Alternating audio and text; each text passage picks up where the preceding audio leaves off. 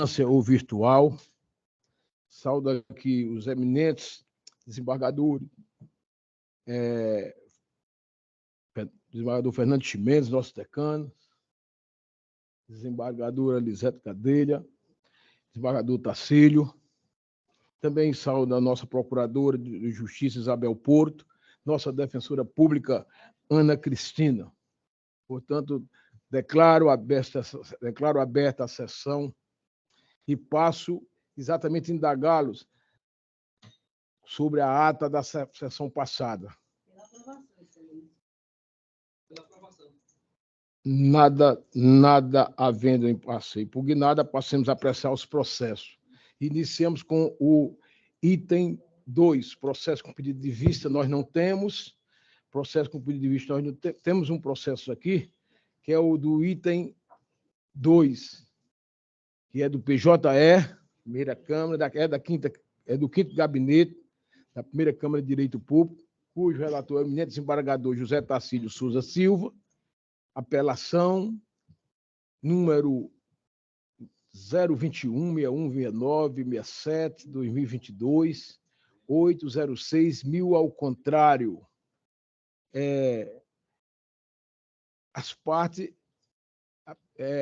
apelação, Nossa Fruta Brasil Indústria de Alimentos Limitada e Estado do Ceará, são as partes. Iniciado o julgamento, o eminente relator conheceu do recurso para lhe negar-lhe provimento.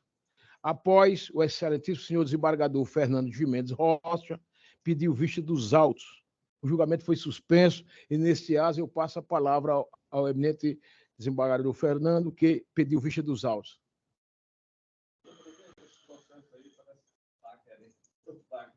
O voto visto, porque tinha chegado ainda.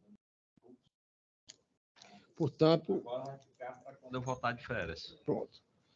Processo, portanto, com as férias do eminente desembargador Fernando Chimenez, o processo ficará para ser submetido. Acho que deve ser até republicado, né?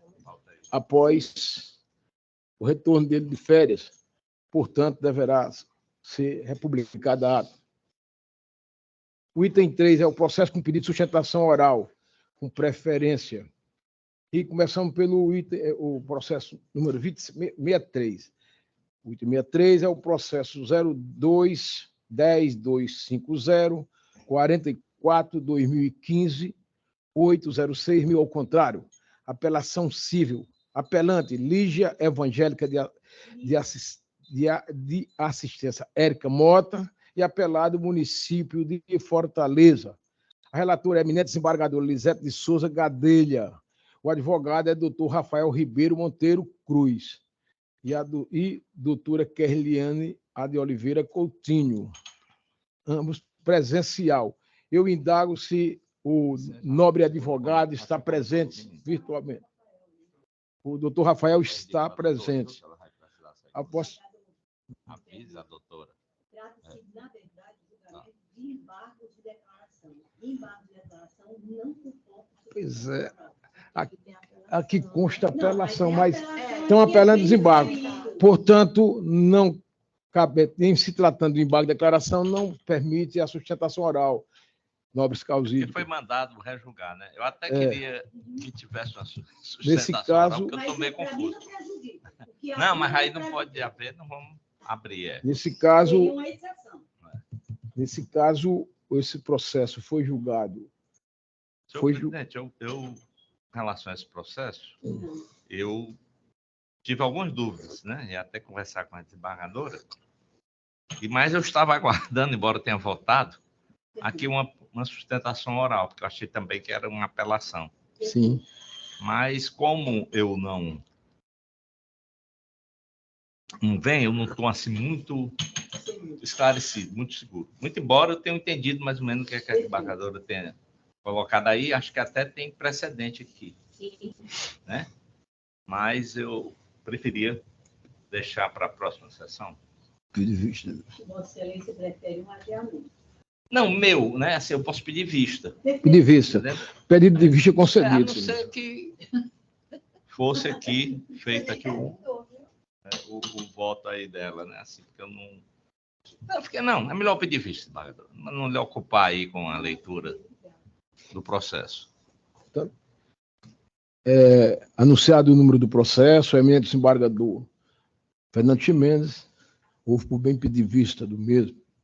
Em seguida, nós vamos para o 87 da pauta, que é o processo 51426, 32/2021, 8060112. É uma apelação civil, apelante, município de Juazeiro do Norte, apelado Maria Neuzete Soares de Souza.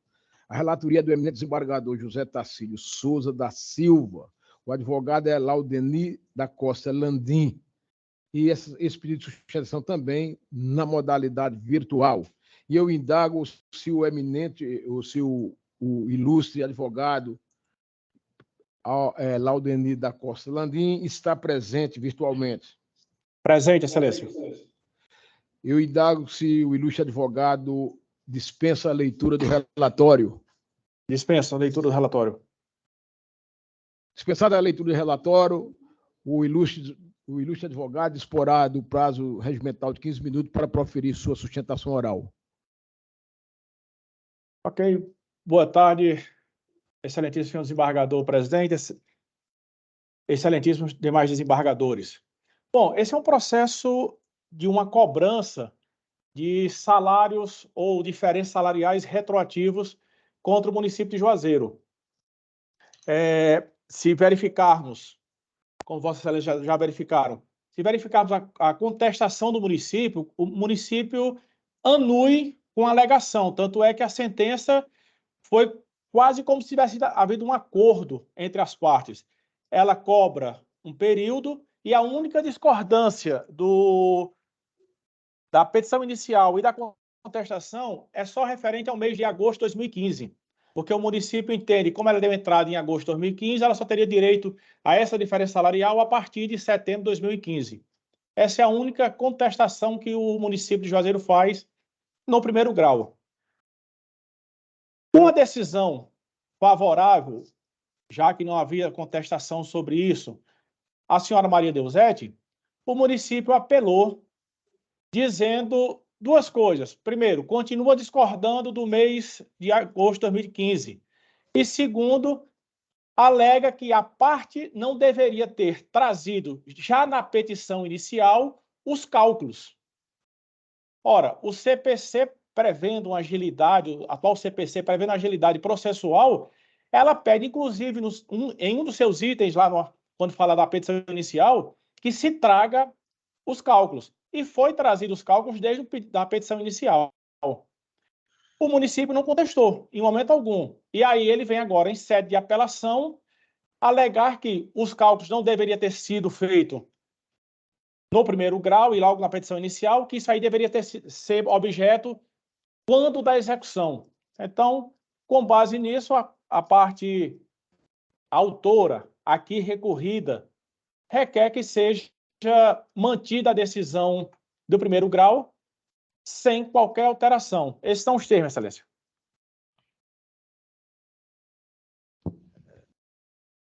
Satisfeito, professor Nelson? Em seguida, eu passo aqui a palavra para o eminente relator, desembargador José Tacílio de Souza da Silva. Muito obrigado, senhor presidente. Boa tarde a todos. Cumprimento os eminentes pares, o desembargador Fernando Ximenes, desembargador Elisete Gadelha, doutora procuradora, doutora Isabel Porto, defensora pública que oficia nesta sessão. Cumprimento o doutor Laudeni Landim, que é o advogado da parte da apelada que fez a sustentação. Na verdade, ele foi bem sucinto, senhor presidente, eminentes pares, com relação aos objetos que tratam desse recurso de apelação. E eu também serei sucinto na apresentação do voto, porque ele não traz nenhuma repercussão de maior necessidade de discussão. Uma com relação ao termo inicial do que é devido da gratificação de incentivo. Eu trato isso no item 1, perdão, no item 2. O termo inicial de pagamento da obrigação retroativa, devida pela municipalidade, deve obedecer o regramento legal e que, no caso, indica o mês subsequente ao requerimento da gratificação pretendida. Isso aqui é um item que era um dos pontos da apelação. O segundo, que está resolvido no item 3, o cálculo de gratificação atribuída ao servidor deve também observar a disposição legal, que, ainda neste caso, determina que deva ser aferido através, senhor presidente, do salário base, né? Como referência para fixação do direito às gratificações dela. Por final, item 4. Os tribunais superiores determinam, em sede de repercussão geral, a modulação dos consectários legais incidentes sobre a condenação da Fazenda Pública, que devem observar as regras determinadas através dos temas 905 do STJ e do tema 810 do STF. 5. Não são devidos honorários advocatícios se não houver sucumbência recíproca, devendo o vencido suportar a condenação do ônus arbitrado. Apelação parcialmente provida. Só com relação a esse ponto, senhor presidente. E o dispositivo, para ficar mais claro, ficou assim definido. Observe-se que o município foi vencido integralmente na demanda, posto que reconheceu o direito da autora ao recebimento da gratificação pretendida, tendo a discussão recursal se limitada à modulação temporal, que foi aquilo que eu falei no item 3 e no item 4, pretendida. Tendo a discussão recursal limitados à modulação temporal do direito e dos consectários legais, mostrando inviável a condenação da autora em honorários sucumbenciais. Indefiro assim o pedido de condenação em honorários advocatícios à parte autora. Pelo exposto, conheço do recurso por seus requisitos para dar parcial provimento ao apelo interposto pelo município de Juazeiro do Norte, devendo ser reformada a sentença apenas para fixar o termo inicial do pagamento da gratificação e incidência dos consectários legais, de acordo com o tema 905 do STJ, além de que seja observado o salário base da servidora para fins de cálculo de obrigação. É como voto, senhor presidente. Obrigado, desembargador Tarcílio. Como voto, eminente desembargador Ximenes. Eu acompanho o eminente relator. Eu também, ratificando meu voto provisório, acompanho o eminente relator. Passo a proferir o voto. A Câmara, unanimidade, conheceu do apelo e deu parcial provimento à unanimidade, repito. Em seguida, nós temos o processo 74 da pauta, que é o 54889, 79, 2021, 8060112, apelação civil, apelante José Batista de Souza e apelado município... isso aqui é município de Juazeiro. Município de Juazeiro. E a relatoria da eminente desembargadora Elisete de Souza Gadelha, o advogado também é o doutor Laudenir da Costa Landim, que aqui está presente virtualmente. E eu indago ao ilustre advogado se ele dispensa a leitura do relatório. Sim, excelência. Dispensada a leitura do relatório, o ilustre disporá do prazo de 15 minutos para apresentar sua sustentação oral. Boa tarde, excelentíssimos senhores desembargadores. Bom, aqui é um caso de concurso público. O senhor José Batista foi aprovado na condição de PCD. O município de Juazeiro passou a convocar os aprovados e ele era o segundo PCD aprovado na relação de aprovados da categoria.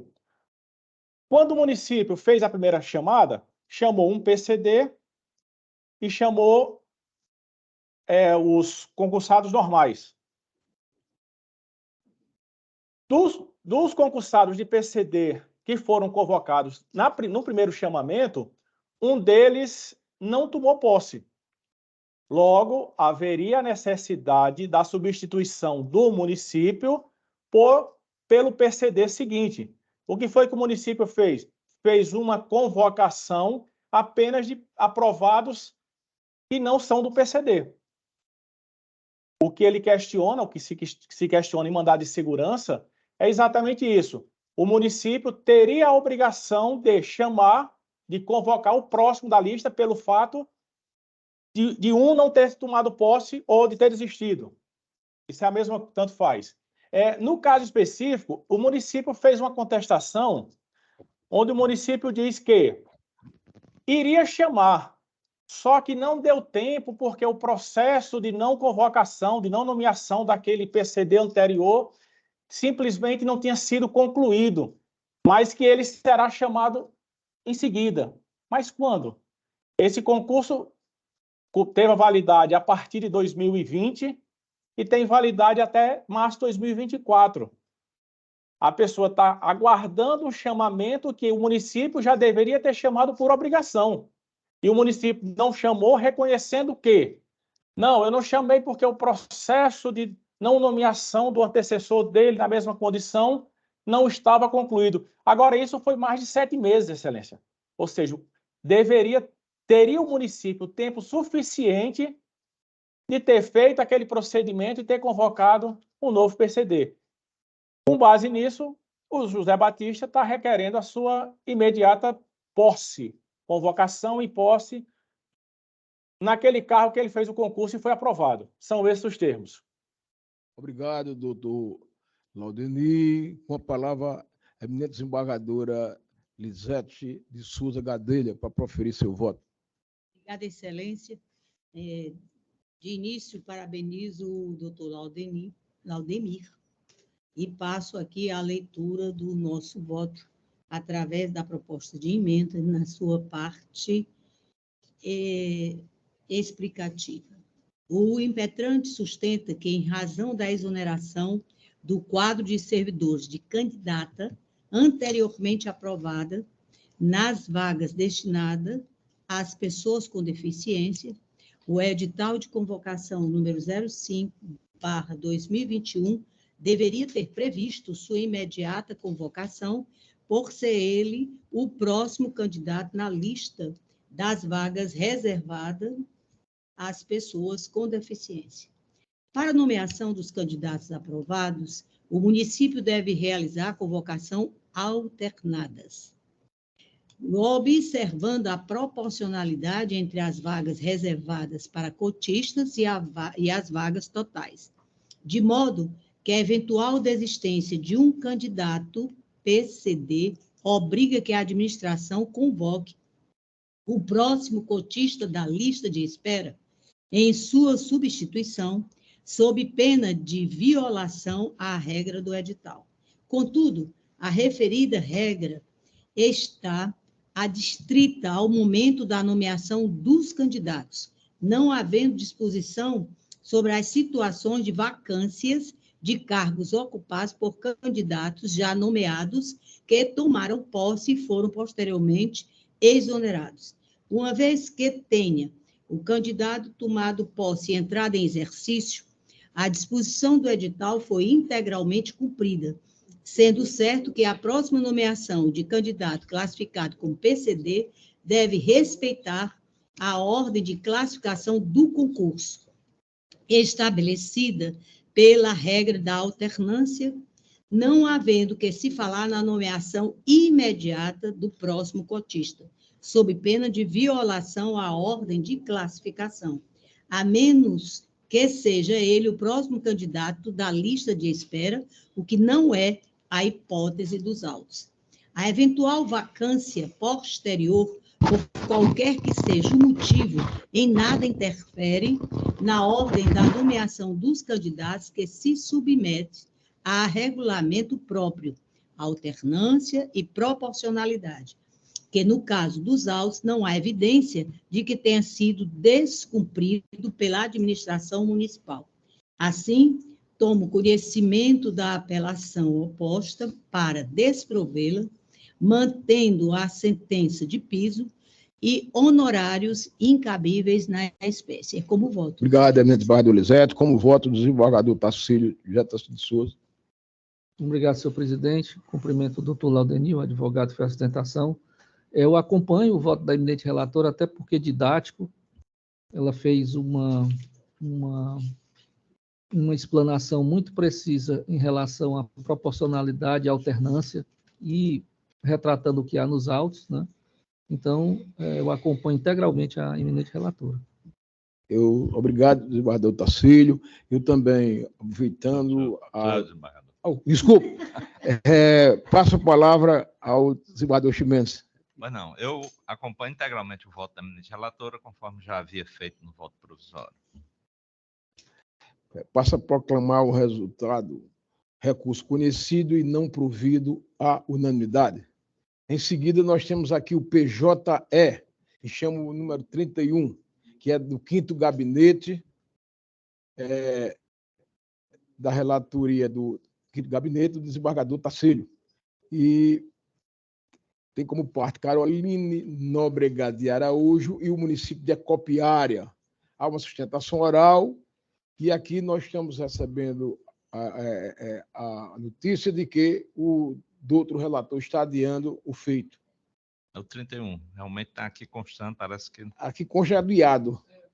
Por conta das intimações. As intimações, né? Não foi. Tá pronto, Aliás, está havendo muito isso, né? Eu também Tá aqui vendo? tem uns que... O voto foi liberado, mas nós temos que cumprir. O voto está liberado, mas temos que cumprir os prazos processuais com relação às intimações, senhor presidente, em razão disso, o processo fica adiado para a próxima sessão. Em vista a pertinente justificativa do gabinete relator, o processo será adiado. Em seguida, nós temos o PJE do número 23 da pauta, que é do 4º Gabinete da Primeira Câmara de Direito Público. É um agravo de instrumento, as partes Maria Terezinha dos Santos, Guilherme Sampaio Saraiva e outros. Há uma sustentação oral, é da relatoria da desembargadora Elisete. E eu pergunto se o advogado está presente, o advogado que requeriu a sustentação oral. Está sim, excelência. José Wilson, advogado da agravante. O ilustre advogado dispensa a leitura do relatório. Sim, excelência. Dispensada a leitura do relatório, o senhor advogado disporá do prazo de 15 minutos para regimental para proferir sua sustentação oral. Certo, excelência.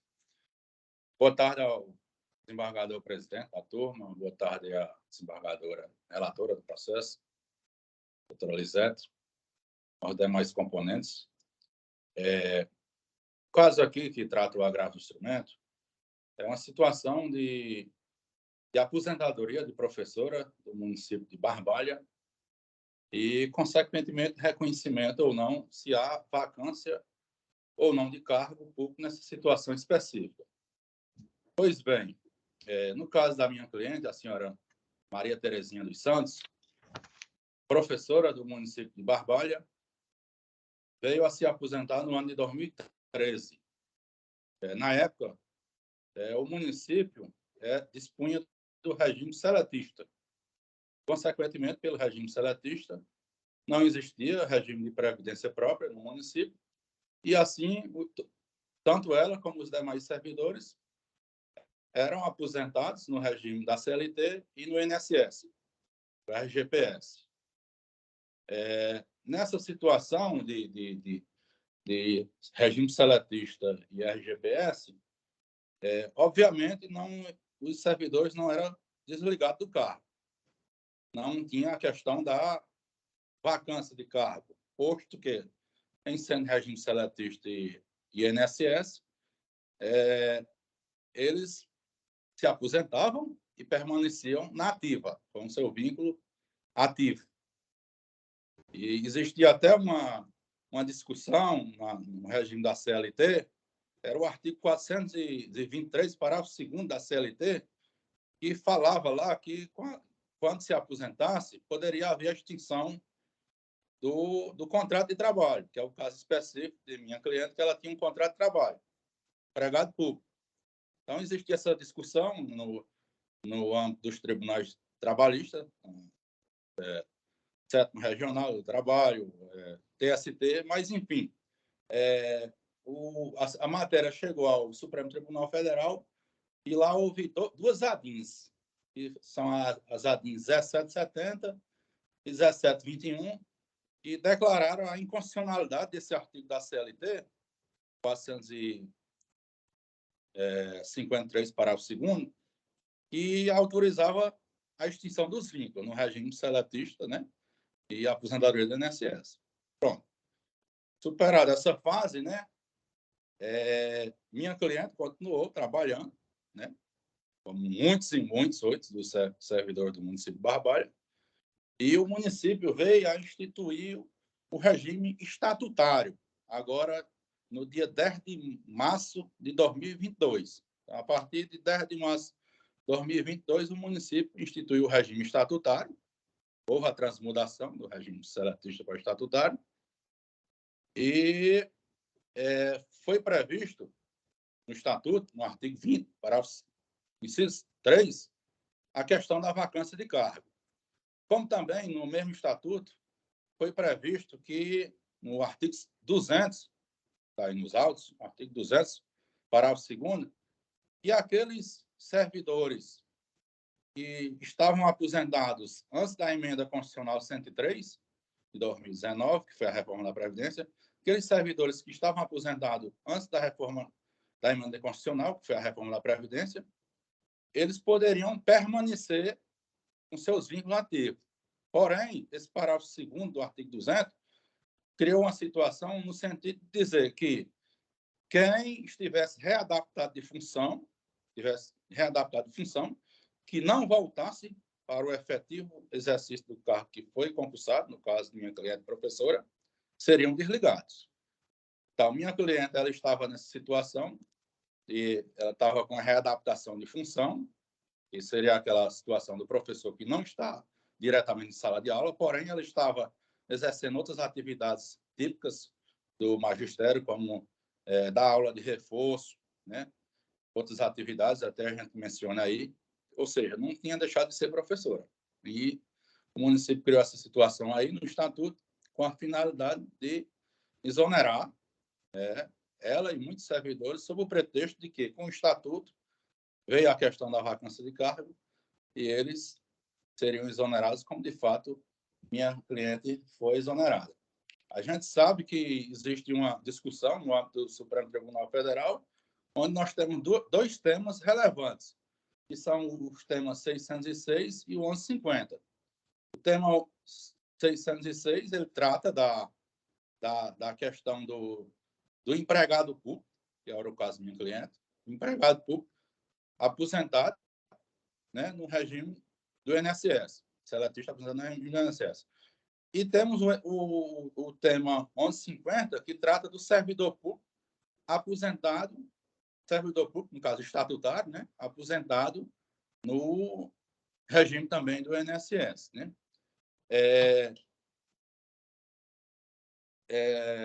A gente entende que, no caso específico, aplica-se o tema 606, né? 606, julgado pelo Supremo Tribunal Federal, com repercussão geral, onde ele foi expressamente garantido que os servidores, os empregados públicos aposentados no regime seletista, que tinham se aposentado até a reforma da Previdência, eles poderiam permanecer com seu vínculo e sua aposentadoria. Superada essa questão, a gente traz também a destaque a questão do devido processo legal. A minha cliente foi exonerada de ofício. Não houve a questão a instauração do devido processo legal para amparar esse processo demissionário. E aí a gente invoca a súmula 20 do STF, que é taxativa no sentido de que qualquer ato de demissão de servidor estável é necessário a instauração do prévio processo administrativo. Inclusive, tivemos aí da Corte, do Tribunal de Justiça, várias liminares nesse sentido.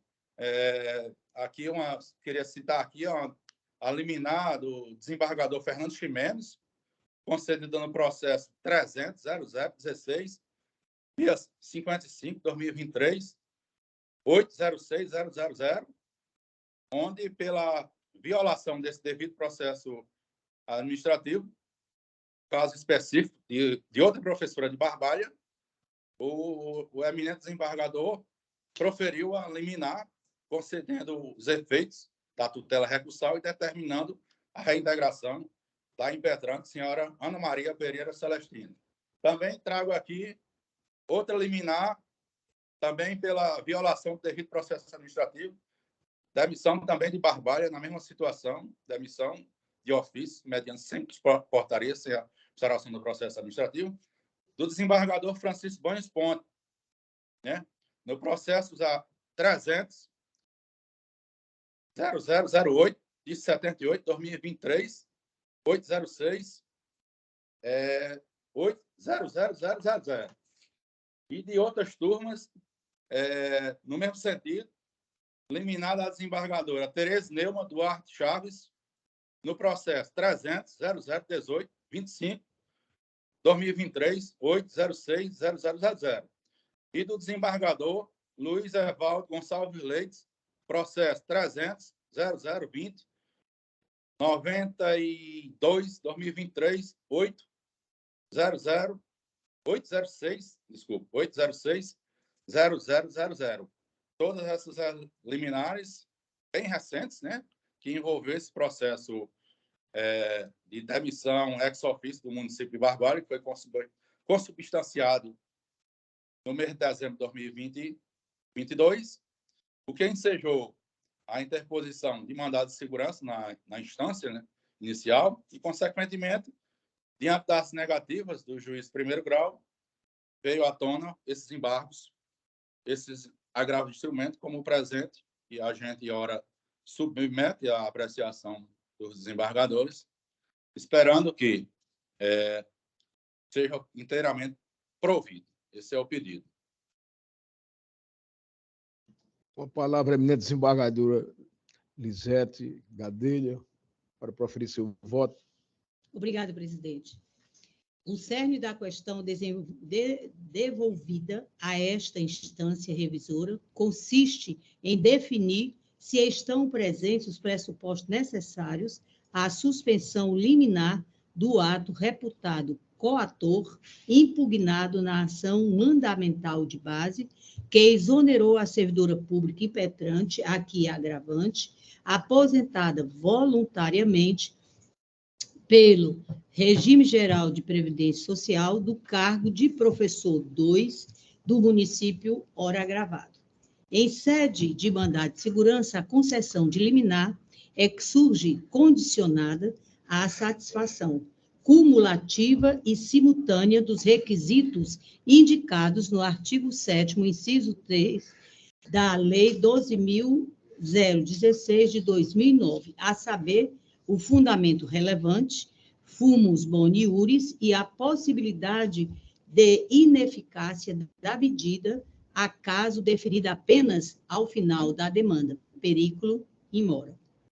Na hipótese, não se mostra evidente, ao menos pelos elementos de convicção pré-constituídos, a presença concomitante dos requisitos legais epigrafados, com efeito no julgamento do recurso extraordinário número 655.283, tema 606, o plenário do STF assentou que a aposentadoria voluntária dos servidores públicos, seja pelo regime próprio ou pelo regime de RGPS, extingue o vínculo funcional com a administração pública, independentemente de se tratar de agente estatal ocupante de cargo efetivo, emprego ou função, por força de expressa previsão constitucional nesse sentido.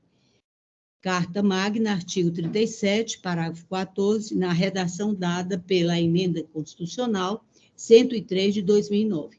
Ressalvou-se, contudo, naquele julgamento, a situação dos servidores públicos que, antes da entrada em vigor da referida emenda constitucional, ou seja, até o dia 13 de novembro de 2009, obtiveram a concessão do benefício da aposentadoria voluntária pelo Regime Geral de Previdência Social, nos termos do artigo 6º da emenda constitucional em referência. No caso vertente, a servidora agravante aposentou-se pelo RGPS em 1º de maio de 2013, com a utilização do tempo de contribuição decorrente do vínculo, ou seja, muito antes da reforma previdenciária de 2009. Caberia, portanto, em princípio, a invocação da ressalva contida no artigo 6º da Emenda Constitucional 103/2019, que afasta a restrição contida no artigo 37, parágrafo 14, da Constituição Federal, no tocante aos agentes públicos aposentados antes da entrada em vigor da aludida reforma. Ocorre, no entanto, diante da especificidade do caso, não há falar a priori na incidência da reserva em referência, nem na aplicação do entendimento consubstanciado no tema 606, é que o STF, ao apreciar o regime extraordinário 1.302.501, tema número 1150, procedeu ao distinguir em relação às situações como na espécie em que há previsão específica na legislação municipal definindo a aposentadoria voluntária como hipótese de vacância do cargo, emprego ou função. Na espécie, não existe previsão específica na legislação municipal atribuindo à aposentadoria do servidor público o efeito de acarretar a vacância do cargo por ele ocupado. Artigo 20, inciso 3, da Lei Complementar 002 de 2022. Na mesma senda, a Lei Municipal 1773 de 2008, que dispunha sobre a consolidação das leis trabalhistas funcionais para os servidores públicos do município de Barbalha, já havia estatuído em seu artigo 38, 8, que a vacância do cargo público decorrerá de aposentadoria, de modo que o diploma municipal vigente à época da aposentadoria da agravante já estabelecia expressamente a referida hipótese de vacância sem qualquer ressalva em relação à possibilidade de o servidor continuar trabalhando. Nesse panorama, ao menos em sede de cognição sumária, compreende-se que a concessão do benefício previdenciário requerido pela servidora pública municipal acarretou, aparentemente, a vacância do cargo público pelo qual ela se aposentou, não por efeito da regra contida no artigo 37, parágrafo 14, da Constituição Federal, mas por força da própria legislação municipal, nos termos do precedente qualificado firmado no tema 1150 do STJ. Consequentemente, não se mostra possível a reintegração liminar recorrente, até porque, apesar da previsão do caput do artigo 200 da Lei Complementar número 002 de 2022, que permite a continuidade no serviço público dos servidores que tenham se aposentado até 12 de novembro de 2019, conforme a alteração prevista na Emenda Constitucional número 103 de 2019, referido dispositivo legal, em seu parágrafo 2º, estabelece que os servidores aposentados, mas que se encontrarem readaptados, hipótese da agravante, seriam desligados dos quadros funcionais do município, caso não retornassem ao efetivo exercício da atividade para a qual ingressaram no serviço público após submissão à perícia por junta médica. Ressalvadas as garantias da estabilidade e irredutibilidade vencimentais dispostas nos artigos 37, 15 e 41 da Constituição Federal, os servidores públicos não têm direito adquirido a determinado regime jurídico específico, podendo a administração pública modificá-lo unilateralmente, bem como proceder à reestruturação do plano de cargos e carreiras, observado o princípio da reserva legal, conforme seus critérios de oportunidade e conveniência, objetivando atender ao melhor interesse público. Ademais, a compreensão que se extrai em juízo pré-facial é a de que a declaração de vacância do cargo em decorrência de aposentadoria do servidor público pelo regime geral de previdência social consiste em obrigação decorrente da lei, tratando-se de ato vinculado no qual não se busca sancionar ou retirar algum direito do servidor, mas apenas dar cumprimento à disposição legal decorrente da aposentadoria que levou em consideração o tempo de contribuição durante o vínculo administrativo, sendo desnecessário, assim, prévio processo administrativo, conforme orientação firmada nas câmaras de direito público desta Corte, no exame de casos assemelhados. Com efeito, a relevância da fundamentação é atenuada pela presunção de legitimidade que marca a atividade administrativa.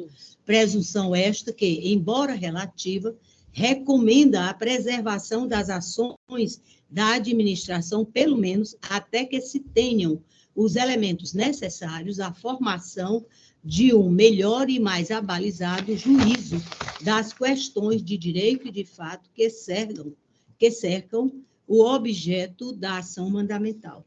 Nessa toada, tomo conhecimento do recurso para desprovê-lo, mantendo a decisão. É como voto, excelência. Obrigado, eminente relatora. Como voto do desembargador José Tacílio. Eu acompanho a eminente relatora, senhor presidente.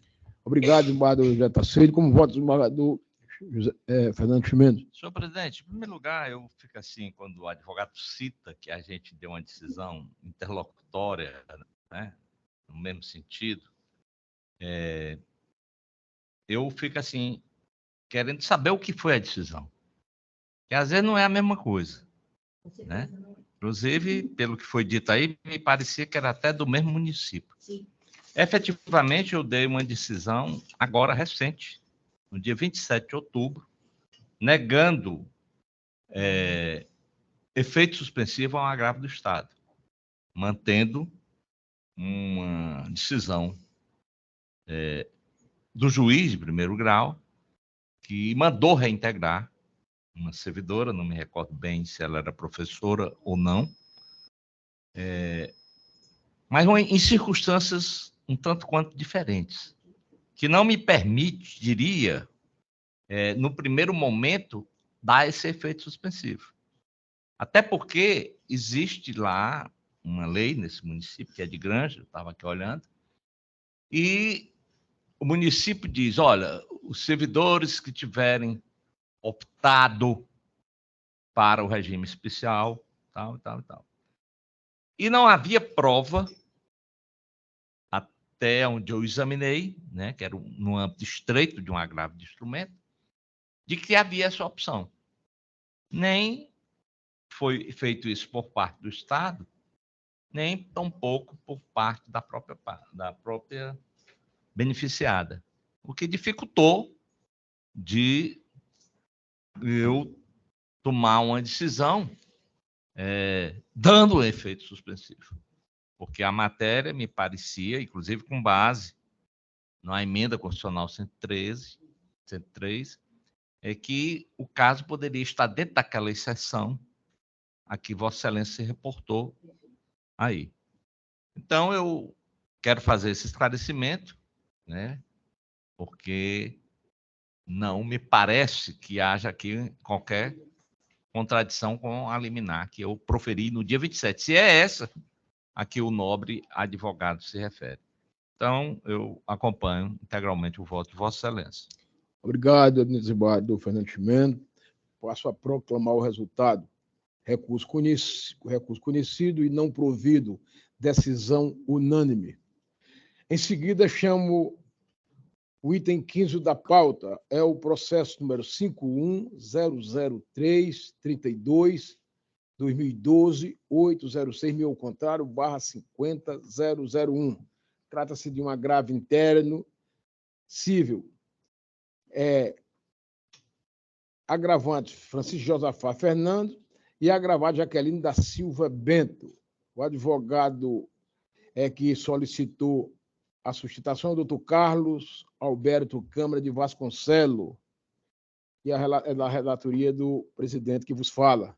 Eu indago ao ilustre advogado Carlos Alberto Câmara de Vasconcelos se dispensa a leitura do relatório. Sim, excelência. Dispensada a leitura do relatório, o ilustre advogado disporá de um prazo regimental de 15 minutos para proferir sua sustentação oral. Excelência, boa tarde. Primeiro, parabenizar ao doutor Teodoro pela sua indicação e aprovação. E, com certeza, como ministro do nosso Superior Tribunal de Justiça, nos honrará muito como cearense, como militante aqui nessas comarcas, como já fez aqui nessas câmaras de direito público, direito privado, e vai nos honrar lá no STJ. Meus parabéns. Obrigado. Desejar uma boa tarde a todos, aos esmagadores, a eminente doutora Isabel, todos os outros, aos meus colegas que estão ali virtualmente, na pessoa do doutor Marcos Rigoni, que deve estar lá em Acaraú, deve ter comido um peixinho e está lá na rua. Bem, excelências, nós estamos aqui para tratar de um agravo interno num recurso de apelação. O doutor Josafá, ele participou de um concurso público do JF, isso já tem bastante tempo, e a gente pretende demonstrar aqui que ele preenche todos os requisitos para ser ratificado como servidor concursado do JF. Ele já está exercendo esse cargo no JF há mais de 10 anos, sabe? Por conta de uma decisão, uma liminar, que depois na sentença desproveu o recurso. Eu quero registrar de início que as folhas 22 e 25 desse agravo interno, existe uma petição do JF onde eles sustentam que existiria nulidades nas intimações e pedem que essas seriam feitas novas intimações. Estou fazendo esse registro apenas para que depois não conste aí alguma nulidade do julgamento, tá? Em 2012, em junho de 2012, o doutor Josafá, após ter participado do concurso, ter ficado entre os classificáveis, ele protocola um pedido administrativo no JF, está lá as folhas 25 e 26 dos autos, em que ele pede que tem conhecimento da existência de vagas e pede que seja nomeado como médico traumatologista do JF.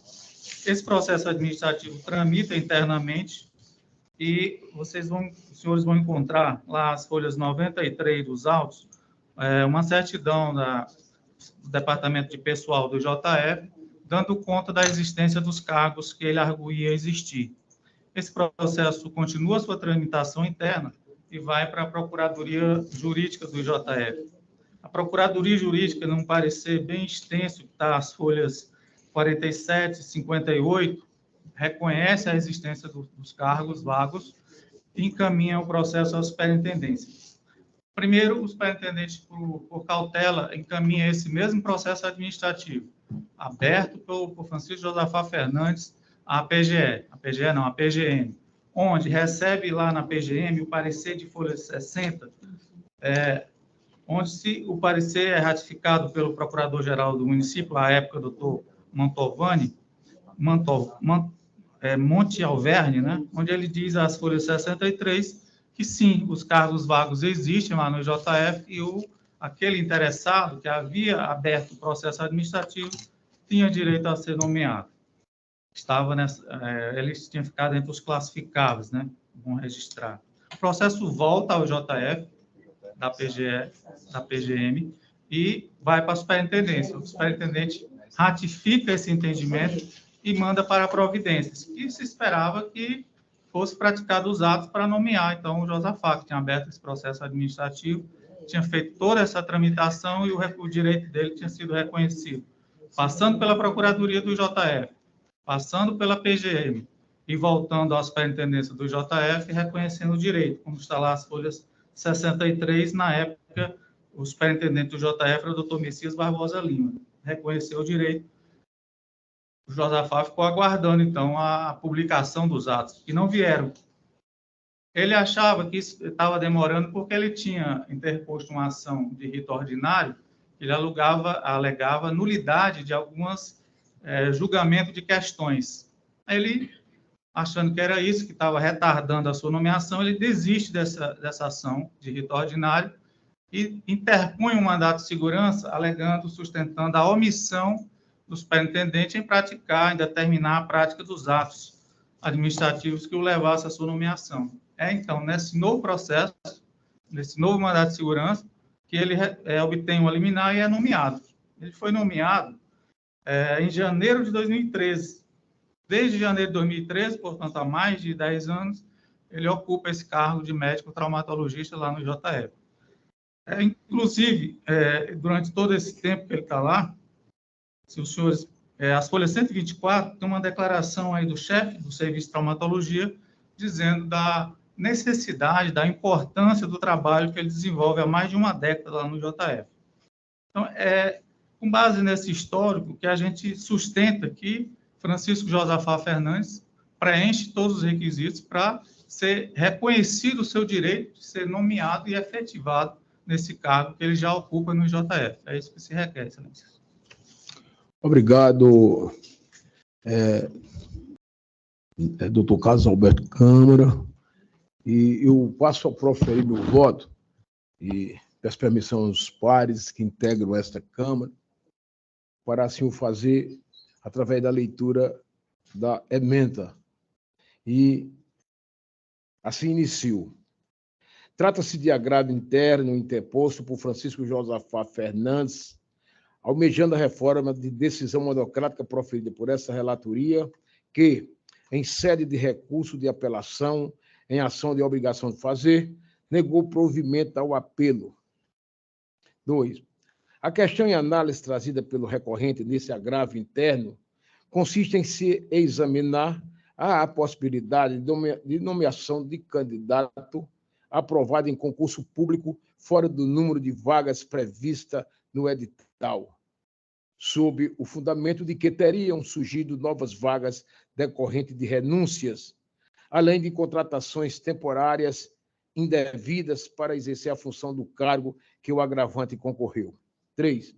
A respeito do tema, oportuno registrar que, em sede de repercussão geral, o Tribunal Pleno do Supremo Tribunal Federal, no julgamento de mérito do recurso extraordinário número 837311/Piauí, sob a relatoria do ministro Luiz Fux, Diário da Justiça 18/4/2016, consolidou a orientação de que a discricionariedade da administração quanto à convocação de aprovados em concurso público fica reduzido a patamar zero, fazendo insurgir o direito subjetivo à nomeação verba grata nas seguintes hipóteses excepcionais. Passo a indicar as hipóteses aqui. 1. Quando a aprovação ocorrer dentro do número de vagas prevista no edital, RE 598099. 2. Quando houver preterição na nomeação por não observância da ordem de classificação, abro parênteses aqui, cito a súmula 15 do Supremo Tribunal Federal, fecho parênteses. 3. Quando surgirem novas vagas ou for aberto novo concurso durante a validade do certame anterior e ocorrer a preterição de candidatos aprovados fora das vagas de forma arbitrária e imotivada por parte da administração nos termos acima. Abro parênteses, recurso extraordinário 837-311, Piauí, relator ministro Luiz Fux, publicado em 18/4/2016, GN. 4. O simples fato de a administração municipal ter realizado contratação temporária em relação ao cargo pretendido pelo apelante, não possui o condão de, por si só, tornar obrigatório sua nomeação. 5. O arcabouço probatório carreado ao feito não comprova a contento direito da parte agravante. 6. Da leitura minuciosa dos autos em cortejo, com a jurisprudência mais atualizada sobre a controvérsia em questão, verifica-se que, tendo sido aprovado fora do número de vagas, o agravante não possui direito de ser nomeado para o cargo de médico traumato-ortopedista. Na hipótese apresentada, o candidato possui apenas mera expectativa de direito de ser convocado. Portanto, agravo interno conhecido e não provido. É como voto eminente pares. Como vota o eminente desembargador Tacílio? Aliás, eminente desembargador Lisete. Pois não, Excelência. Eu acompanho Vossa Excelência integralmente. Uma palavra, desembargador Tacílio. Senhor presidente, quero cumprimentar o doutor Roberto pela sustentação, e são situações dessa natureza que a Câmara já vem decidindo, né, com relação à condição do candidato, né, a expectativa fora do número de vagas, né? Então, a decisão de Vossa Excelência se enquadra perfeitamente nos precedentes. Eu acompanho integralmente, senhor presidente. Obrigado, desembargador Tacílio. Aqui, antes de proclamar o resultado, eu quero agradecer o ilustre doutor Carlos Alberto Câmara de Vasconcelos pelas felicitações me desejadas e dizer que é uma honra ter ingressado no STJ e, ao mesmo tempo, maior honra ainda manter nossa postura que sempre tivemos aqui no nosso Tribunal de Justiça do Estado do Ceará, onde aprendi, inclusive, muito nesta Câmara. Portanto, passo a proclamar o resultado. Recurso conhecido e não provido, decisão unânime. Em seguida, passo a chamar os extrapautas, processo extrapauta, e começo pelo 35, que é o processo número 0259430, 82/2022, 806.000 ao contrário, conflito de competência civil. Esse conflito de competência aqui já foi apreciado, eu pediria apenas perguntaria aos pares se posso proclamar o resultado, que uma vez que foi votado já prosadamente. É da relatoria do desembargador Tacílio. Foi, inclusive, votado, foi votado provisoriamente, e o resultado é conflito conhecido e acolhido. Competência do juiz da 13ª Vara da Fazenda Pública da Comarca de Fortaleza, que exatamente é o juízo suscitado. De maneira que a turma assim o fez, a Câmara que o fez à unanimidade.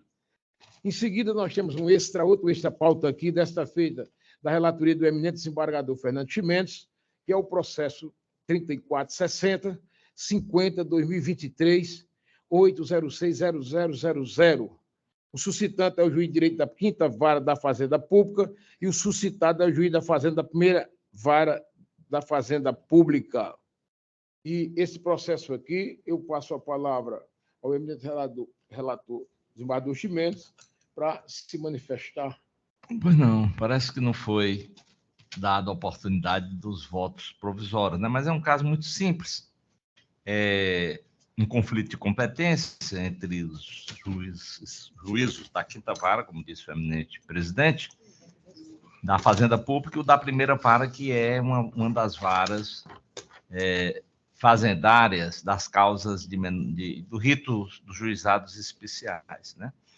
Então, resumindo, o juiz do juizado especial entendeu porque a parte requereu lá uma perícia, que seria um processo complexo, e encaminhou o processo para ser redistribuído para uma das varas que não faziam parte. Foi para a 5ª Vara, e então o juiz suscitou, e eu estou conhecendo aqui o conflito de competência para dirimi-lo, dizendo que a competência é da vara dos juizados especiais. Por quê? Porque a gente tem até uma súmula aqui no tribunal, a súmula 67, que diz que a necessidade de produção de prova técnica, por si só, não afasta a competência dos juizados especiais. Principalmente porque essas provas requeridas podem até não serem acolhidas, né? Então, invocando aqui os precedentes deste colegiado e a própria súmula 67, eu estou dirimindo o conflito de competência para declarar como competente o juízo da primeira vara da Fazenda Pública da comarca de Fortaleza, que é o juiz suscitado. Algum esclarecimento a mais eu posso fazer. Eu também entendo da mesma forma do eminente desembargador Ximenes e acompanho integralmente seu voto. Passo a palavra à eminente desembargadora Lisete. Igualmente, excelência, já é, digamos, conduta judiciosa adotada por esta Câmara. Acompanho o eminente relator. Passo a proclamar o resultado, conhecido o recurso para declarar, solucionar o conflito, declarando competente a primeira vara da Fazenda Pública da comarca de Fortaleza. Superar, não havendo mais extra pauta, passo a proclamar os resultados da pauta. Inicio pela relatoria do eminente desembargador Fernando Luiz Mendes Rocha, nosso decano, e o item 1 é o processo 62-701-55-2000-806, meu contrário, é uma apelação civil. Apelação conhecida e desprovida, decisão unânime. O item 2 é o processo 9384-93-2017-806-0051, apelação civil, apelo conhecido e desprovido, decisão unânime. O item 3 é o processo 51-292-8720-806-0071/50.000, embargos de declaração civil, embargos de declaração conhecidos e desprovido à unanimidade. O item 4 é o processo 65085-79-2017-806-0167, apelação civil, apelação conhecida e parcialmente provida, decisão unânime. O item 5 aqui é o processo 468000-45-2000-806, meu contrário. É uma apelação civil. E aí eu consulto ao eminente desembargador Ximenes se irá tirar de pauta. Porque aqui tem uma observação dada pela secretaria, sem resultado, vê se vai tirar de pauta.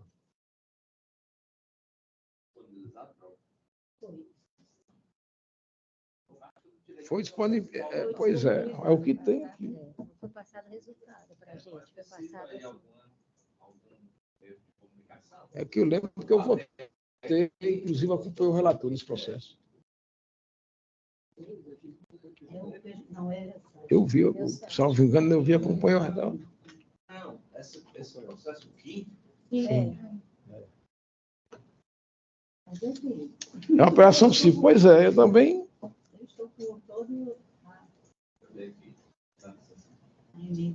Qual é o número? O número é o 046-8000-45-2000-806, ao contrário.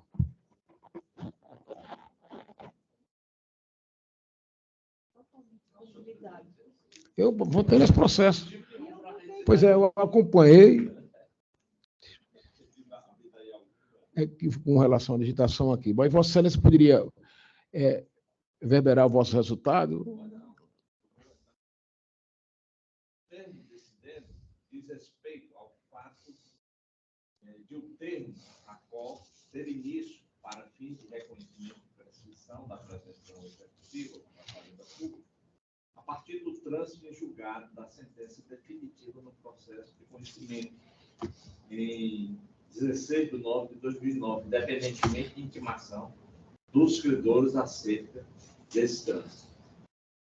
2. A sentença definitiva de procedência foi exarada em 30 de outubro de 2007, condenando o Estado a proceder com a devolução dos valores indevidamente descontados dos autores de contribuições previdenciárias desde o seu afastamento do serviço público.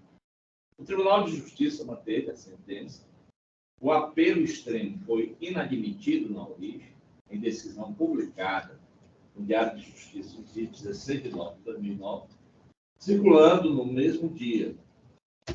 Certificou-se o trânsito em julgado da decisão em 9 de 10 de 2009, sem que tivesse havido publicação.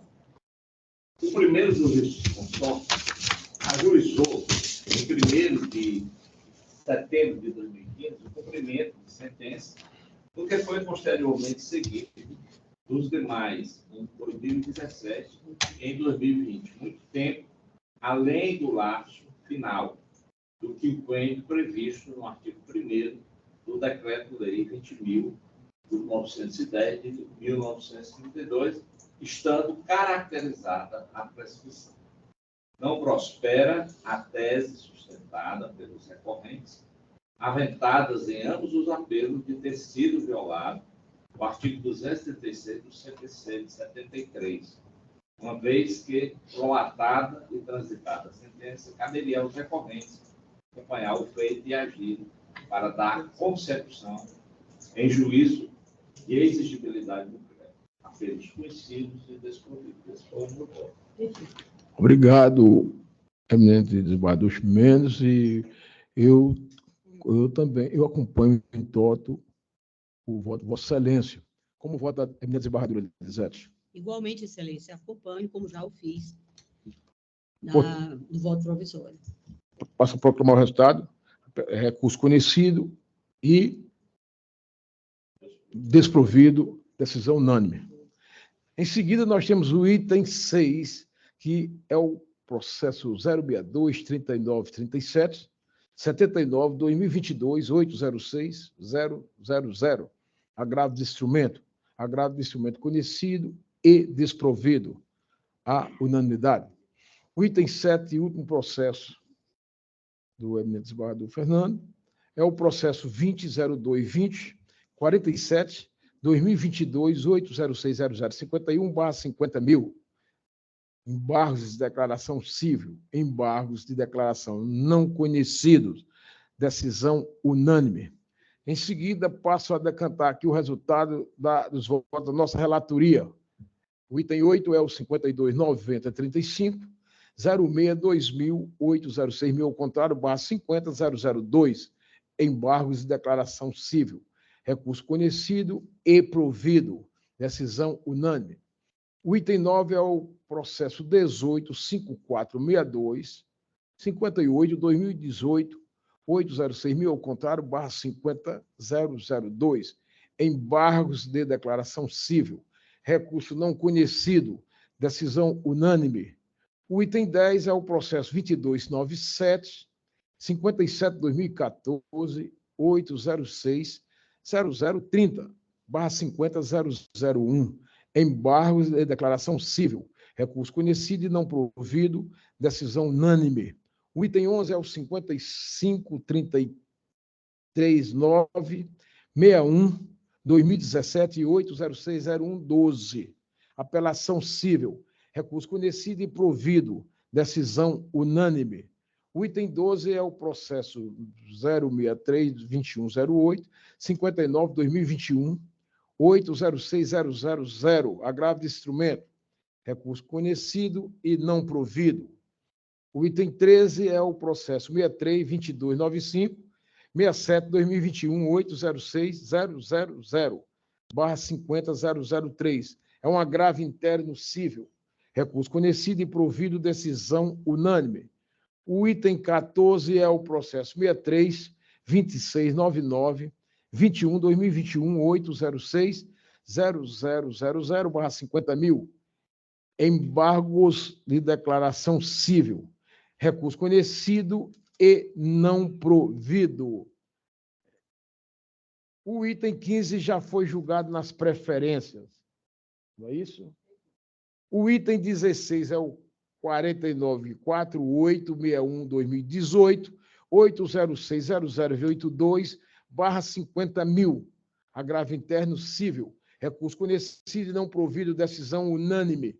O item 17 é o processo 13.40.52.2019.806.0104/50.001, embargos de declaração civil, recursos conhecidos e não provido, decisão unânime. O item 18 é o 62.20.04, 71.2022, 806.000050.001, agravo interno civil, recurso conhecido e provido, decisão unânime. O item 19 é o 62.48.60, 08-2022, 806-000. Agravo de instrumento, recurso conhecido e provido, decisão unânime. O de número 20 é o processo 14.825, 28/2016, 806-0136/50.001. Embargos de declaração civil, recurso conhecido e não provido, decisão unânime. O número 21 é o processo 62.8584/20, 2022-806-000/50.000. Embargo de declaração civil, recurso conhecido e provido, decisão unânime. O 22 é o processo 21.43.18/90, 2022-806.000, ao contrário, /50.001. Embargos de declaração civil, recurso conhecido e não provido, decisão unânime. O número 23 é o processo 20.6992, 44/2022, 806.000, ao contrário, /50.003. Embargos de declaração civil, recurso conhecido e não provido, decisão unânime. O item 24 é o processo 21.9179, 22/2022, 806.000, ao contrário, 50.002. É um agravo interno, recurso conhecido e não provido, decisão unânime. O 25 é o processo 63.2966, 56/2022, 806.000. É um agravo de instrumento, e esse agravo de instrumento aqui tem observação, colher votos, recurso prejudicado. Eu julguei prejudicado o recurso aqui. Aqui é para estar retirado de pauta, viu? Está sendo retirado de pauta. Mas aqui tem observação, colher votos, recurso prejudicado, mas aqui é retirado de pauta. É de pauta ou é de pauta ou é de mesa? De pauta. Retirado de pauta. O item 26, que é já o processo 6329, 56/2022, 806.000/50.000, é os embargos de declaração civil, também estamos retirando de pauta. O item 27 é o 0263, 09/2013, 806.0204, apelação civil. Recurso do Ministério Público conhecido e parcialmente provido. Recurso do demandado conhecido e provido. Decisão unânime. O 28 é o processo 634837, 24/2022, 806.000. Agravo de instrumento, recurso conhecido e recurso não conhecido, decisão unânime. O 29 é o processo 13.5124, 80/2018, 806.000, ao contrário, /50.003. Embargos de declaração civil, recurso não conhecido, decisão unânime. O 30 é o 08629, 18/2016, 806.0047/50.000, agravo interno civil, recurso conhecido e não provido, decisão unânime. O 31 é o processo 0301, 54/2018, 806.0104/50.001. Embargos de declaração civil, recurso conhecido e não provido, decisão unânime.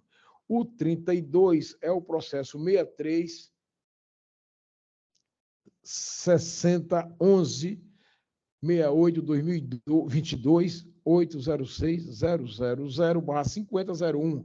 Embargos de declaração civil, recurso conhecido e provido, decisão unânime. O 33 é o 63.6175, 33/2022, 806.0000/50.002. Embargos de declaração civil, recurso conhecido e provido, decisão unânime. O item 34 é o 63.6498, 38/2022, 806.0000. Agravo de instrumento, recurso conhecido e não provido, decisão unânime. O 35 é o processo 638480, 87/2022, 806.000/50.002. Agravo interno, recurso não conhecido, decisão unânime. O 36 é o 638655, 81/2022, 806.000/50.000, embargos de declaração civil, recurso conhecido e não provido decisão unânime. O número 37 é o 176414, 51/2013, 806.000, ao contrário, /50.001, agravo interno civil, recurso não conhecido, decisão unânime. O item 38 é o processo 0345, 45/2018, 806.0178/50.001. É um agravo interno civil, recurso não conhecido, decisão unânime. O 39 é o processo 639875, 17/2022, 806.00050/001. Agravo interno civil, recurso não conhecido, decisão unânime. O 40 é o processo 20.0246, 56/2022, 806.0112/50.000, agravo interno civil, recurso conhecido e não provido, decisão unânime. O item 41 é o processo 640549, 92/2022, 806.000, agravo de instrumento, recurso conhecido e provido, decisão unânime. O item 42 é o processo 020-2594, 73/2022, 806.0071/50.001, um agravo de interno civil. Esse processo nós estamos retirando de pauta. O 43 é o 62.1027, 45/2023, 806.000, agravo de instrumento, recurso conhecido e provido, decisão unânime. O 44 é o processo 97.634, 24/2015, 806.0035/50.001. É um agravo interno civil, recurso conhecido e não provido, decisão unânime. O 45 é o processo 6704, 07/2019, 806.0071/50.000, embargo de declaração civil, recurso conhecido e provido, decisão unânime. Repetindo o 45, processo 39.27, 29/2017, 806.0165/50.000, agravo interno civil, recurso conhecido e não provido à unanimidade. O 47 é o 6922, 10/2019, 806.0114/50.000, é um agravo interno civil, recurso conhecido e não provido, decisão unânime. O 48 é o recurso 159818, 79/2019, 806.000, ao contrário, é uma operação civil, recurso conhecido e não provido, decisão unânime. O 49 é o 0095, 61/2019, 806.0215/50.000, embargos de declaração civil, recurso conhecido e provido, decisão unânime. O 51 é o processo 627939, 58/2023, 806.0000/50.000, embargos de declaração civil, recurso prejudicado, decisão unânime. O item 50 eu vou repetir aqui, que é o processo 627939, 58/2023, 806.000, agravo de instrumento, recurso conhecido e parcialmente provido.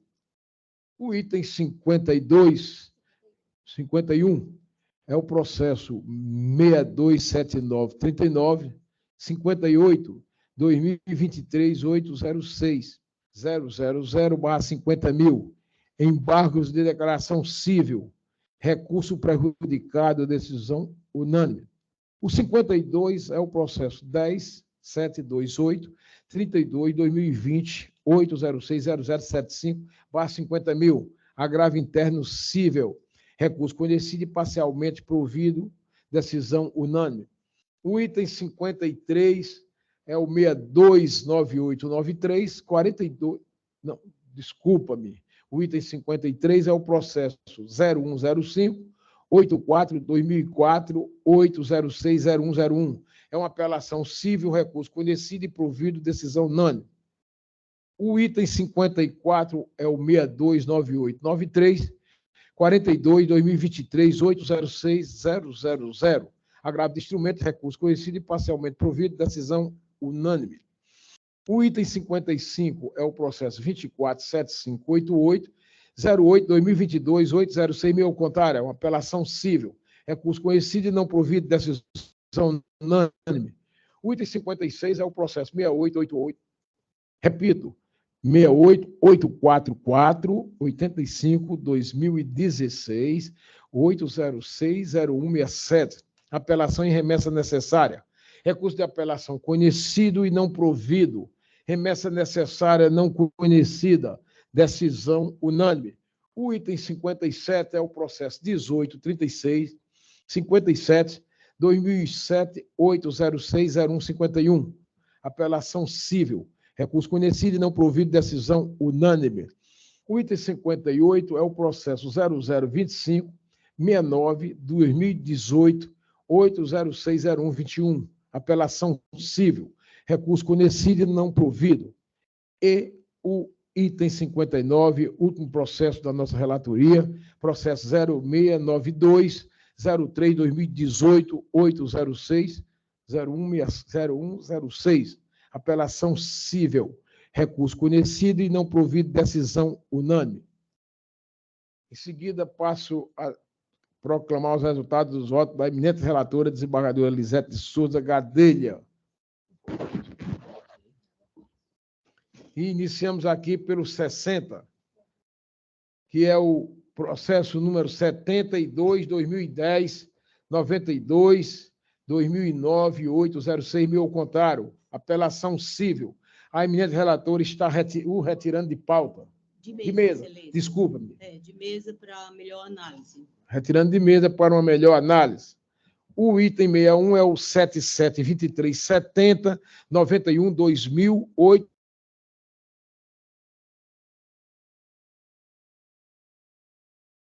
Decisão unânime. O 62 é o 113181, 41, 2017, 806, meio ao contrário, apelação civil. Recurso conhecido e não provido. Sentença reformada ex ofício quanto ao critério de definição dos honorários advocatícios. Decisão unânime. O item 63 já foi julgado em plenário por ocasião das preferências. O item 64 é o 15840, 41, 2017, 806.0154/50.001, agravo interno civil. Recurso conhecido e não provido. Decisão unânime. O item 65 é o 11.1068, 17, 2017, 806, mil ao contrário. Apelação civil. Recurso parcialmente conhecido e, nesta extensão, não provido. Decisão unânime. O item 66 é o processo 11.8215, 75, 2009, 806, mil ao contrário. Apelação civil. Recurso do município de Fortaleza, conhecido e não provido. Recurso da autoria da autora, conhecido e parcialmente provido. Decisão unânime.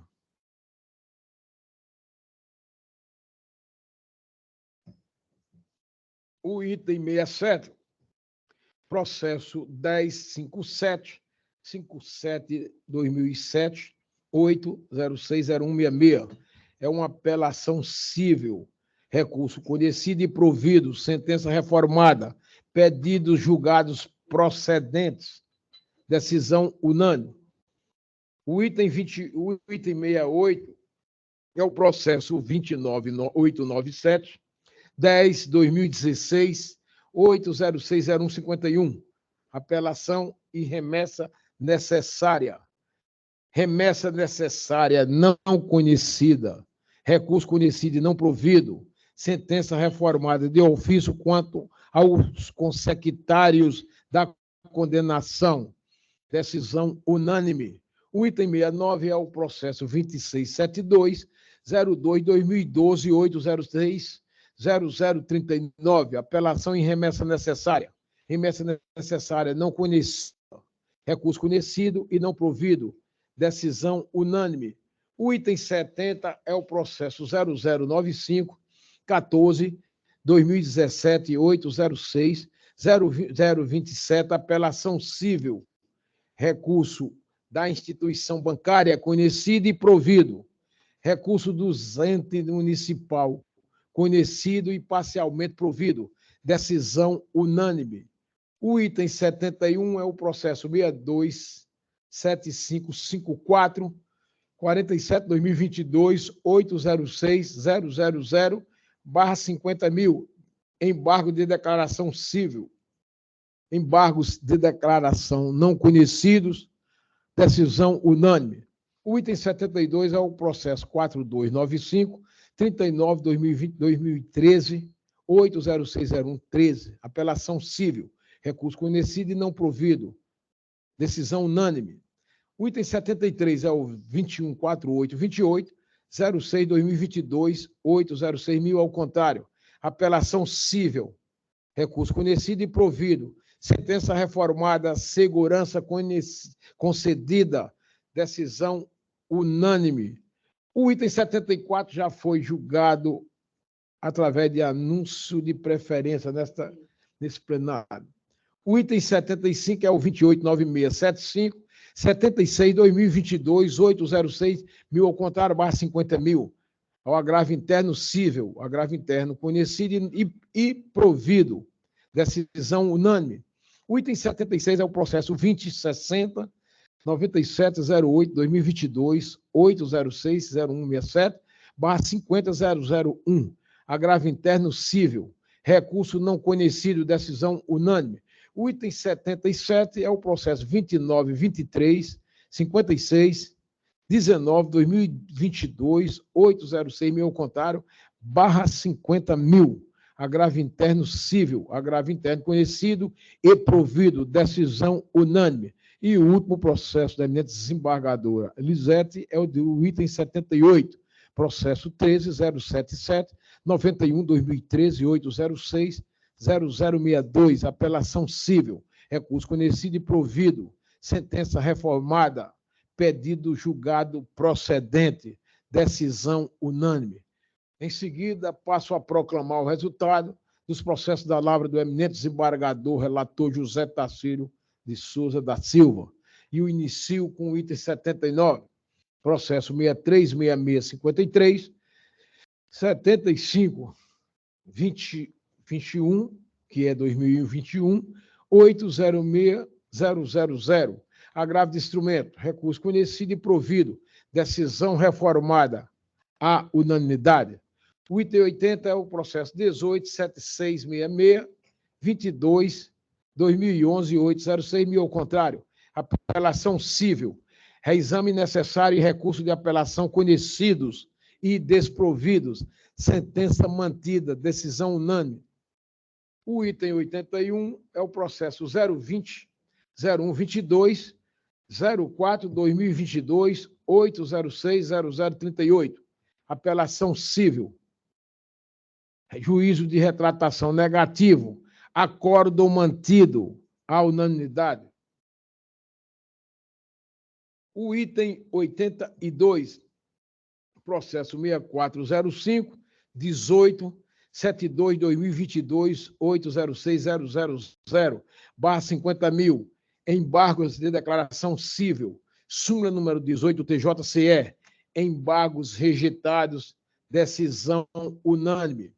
O item 83 é o processo 021/0190 90/2023 806.000, ao contrário, apelação civil, remessa necessária avocada e desprovida, recurso de apelação conhecido e provido, sentença parcialmente reformada, decisão unânime.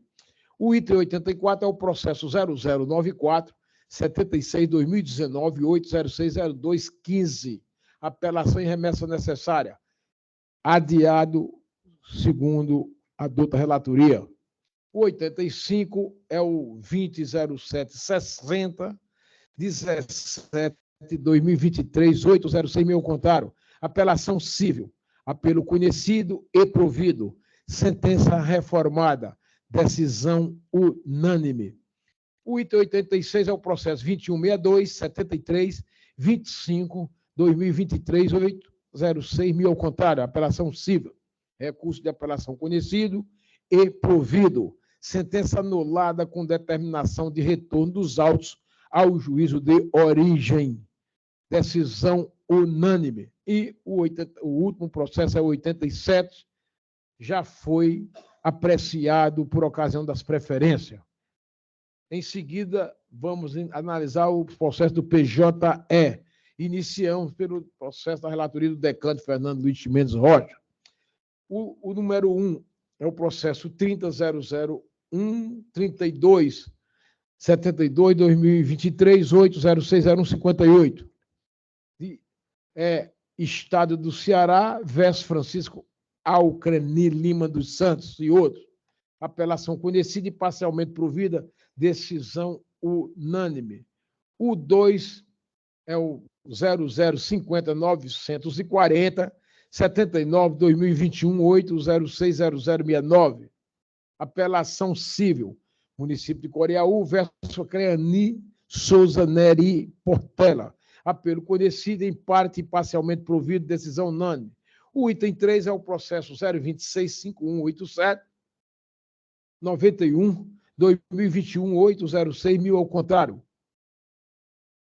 Apelação civil, as partes Lindenberg e Feitosa de Andrade, Estado do Ceará e outros. Apelação conhecida e desprovida, honorários majorados, decisão unânime. O item 4 é o processo 0004.875, 84, 2019, 8060137. Apelação civil, município de Pacatuba versus Vitor Yuri Vieira Salles. Foi votado agora, falta apenas confirmar o voto da eminente desembargadora Lisete. O relator aqui votou pelo conhecido e desprovido. Mas aqui já votou. Isso. Portanto, apelo conhecido e desprovido, decisão unânime. O item 5 é o processo 021.26.33, 48, 2022, 806 mil ao contrário. Apelação e remessa necessária, Fundação Regional de Saúde, FunSaúde e outros, versus Jaime Souza dos Santos. O eminente relator está adiando em face da não intimação. Esse é o qual? O número? É o 021. Não, esse não. Esse está sendo. Foi julgado. Não, é o 0050 727 6021. É isso que eu estou vendo agora, o relator se jogou. Mas vou repetir o 5, 021, 26, 33, 48, 2022, 806 mil ao contrário. É de desrespeito à reserva de vagas, né, para deficientes. E apelo, Fundação Regional de Saúde, né, FunSaúde, e outros. Aí aqui consta, chama a atenção aqui a secretária, que aqui consta adiado, PJE rodou. Tivemos problemas em alguns processos. Mas isso foi votado, não foi mesmo? Foi votado. Foi votado. Vamos ter cuidado lá na secretaria, porque aqui consta que foi votado. Porque foi votado. Eu até mandei no final da tarde de sexta-feira olhar se tinha algum chat, alguma coisa. Né? Aqui na chat Sei. Vossa Excelência poderia proclamar só o resultado? Remessa necessária e apelação conhecida e desprovida. Portanto, remessa necessária e apelação conhecida e desprovida. A unanimidade. O item 6 é o processo 0050727, 60, 2021, 8060041.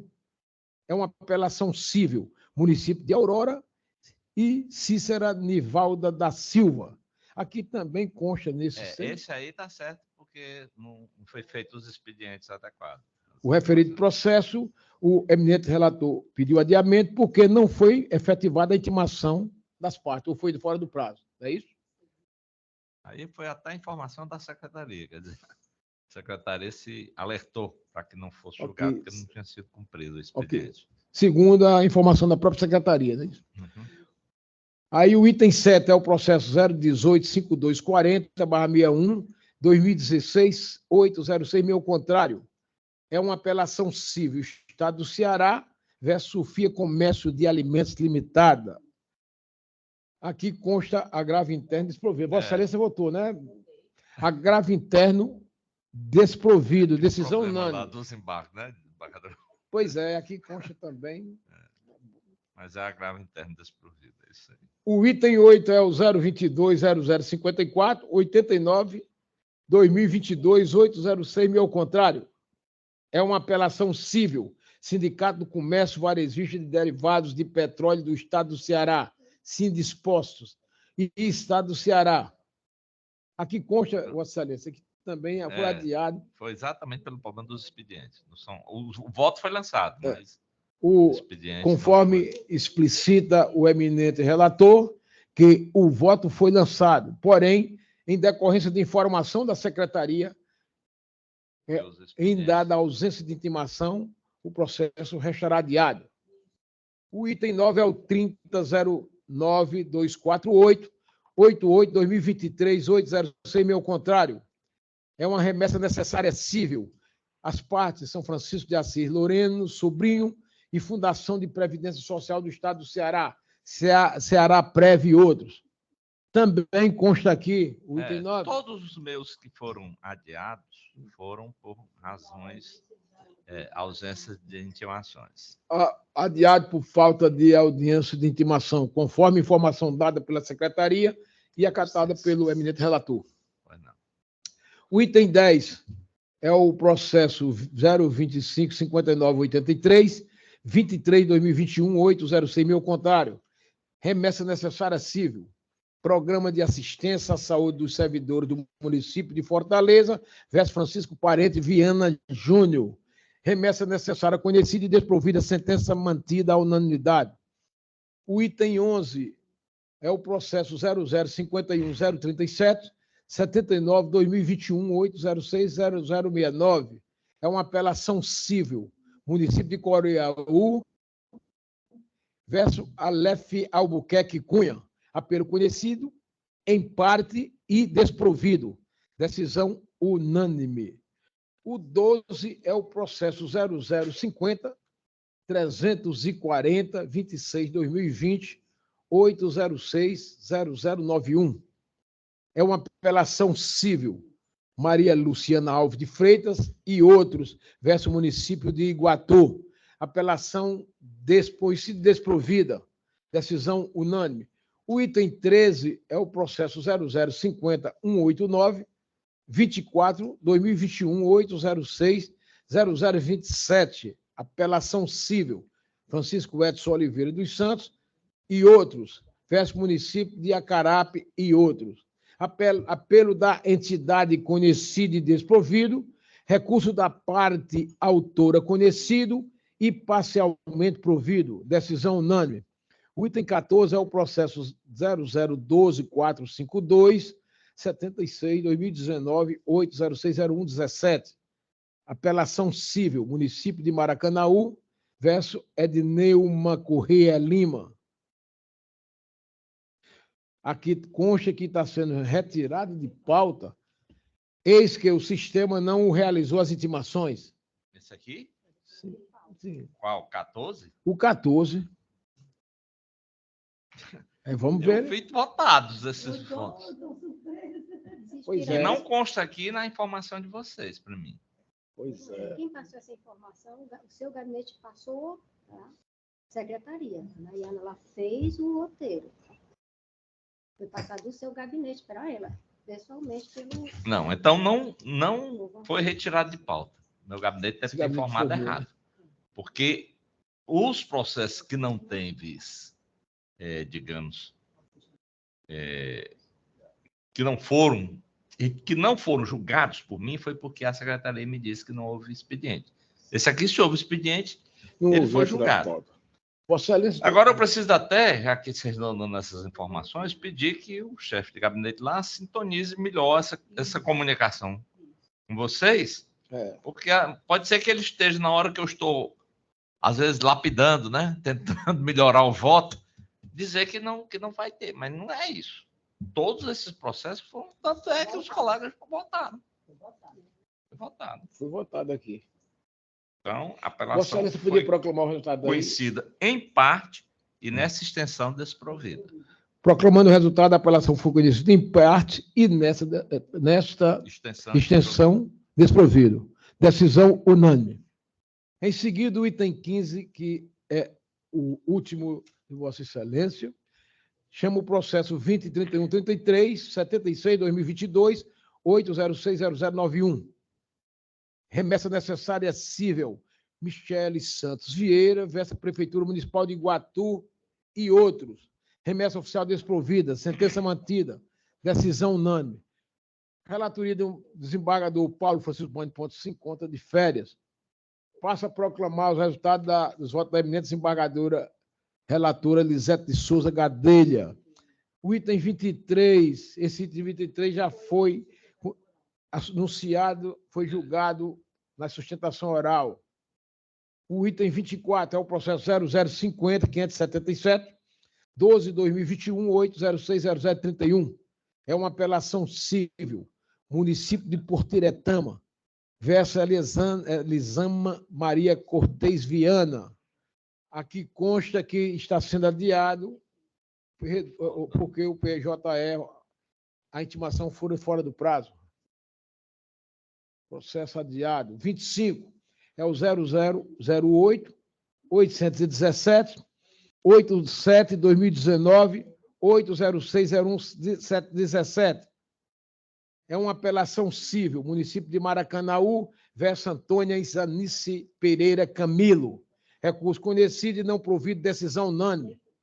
O item 26 é o processo 0014.933, 97/2018, 8060100. Classe apelação em remessa necessária, Estado do Ceará versus Emanuel Caule dos Santos Viana. É o recurso conhecido e parcialmente provido. Aqui consta que era para confirmar o voto do desembargador Tacílio, mas obviamente ele votou. Recurso conhecido e parcialmente provido, decisão unânime. Item 27, processo 0050.048, 14/2021, 8060121. Apelação civil, José Olavo Farias versus município de Massapê. Recurso conhecido e provido, decisão unânime. Em seguida, aqui passo a chamar os processos da relatoria do eminente desembargador Tacílio Souza da Silva. E assim o faço, iniciando pelo número 28, processo 027.4837, 02/2020, 806.000 ao contrário. Apelação em remessa necessária, Francisco Ricardo Cortei Bezerra e outros.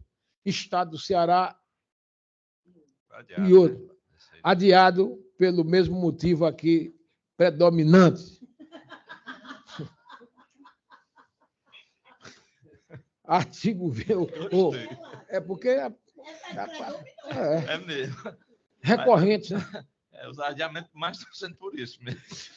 O 29 é o processo 0032.540.76/2011, 806.000 ao contrário. Apelação civil, município de Fortaleza, Procuradoria-Geral do Município, PGM, versus João Mário Aranha Rodrigues Júnior e outros. Confirmar o voto do eminente desembargador Ximenes. Eu votei, mas confirmo. O desembargador Ximenes confirma o voto, já votou, já proferido provisoriamente. Portanto, recurso conhecido e desprovido, sentença parcialmente reformada, decisão unânime.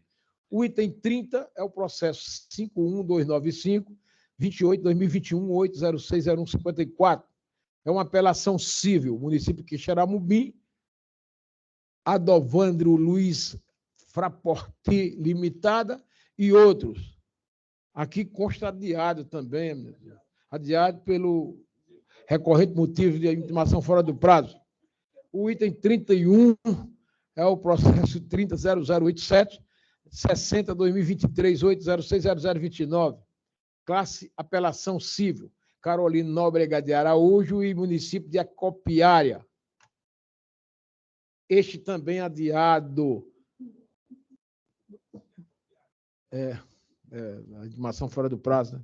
O item 32 é o processo 20.1646, 99.22.806.017, apelação civil, Maria Ronilda de Mesquita Rosa Ferreira, versus município de Maracanaú, recurso conhecido e parcialmente provido, decisão reformada quanto à gratuidade de justiça e mantida nos demais termos, decisão unânime.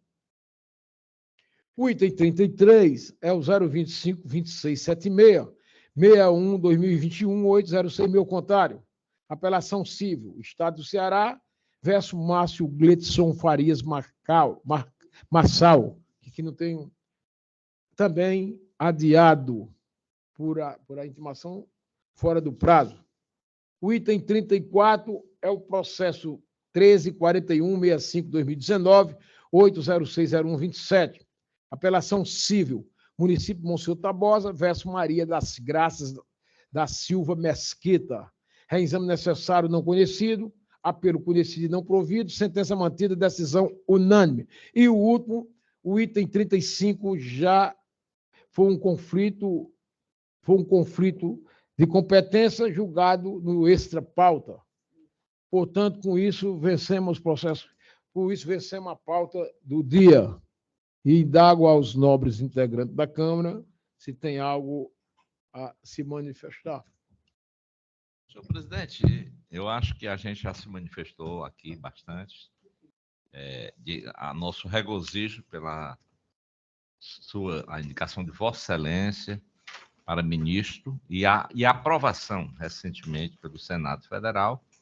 Estamos todos muito felizes, na certeza e na torcida de que Vossa Excelência muito bem representará o nosso Estado ao lado do ministro Raul Araújo e desejar realmente sucesso a Vossa Excelência. Eu estou já me antecipando, porque eu vou entrar de férias, vou viajar, mas tudo indica que estarei presente, porque voltarei assim, um pouco antes da sua posse, que é no dia 22, não é isso? Deus quiser. Pois é.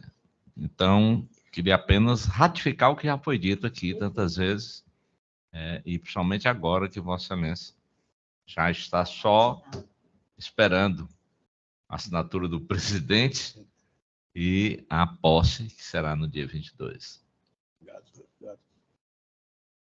Eu ratifico igualmente tudo que foi dito pelo nosso eminente desembargador Fernando Chimenez. Como eu já passei uma mensagem por WhatsApp para Vossa Excelência, o meu regozijo é imenso, fico muito feliz, até porque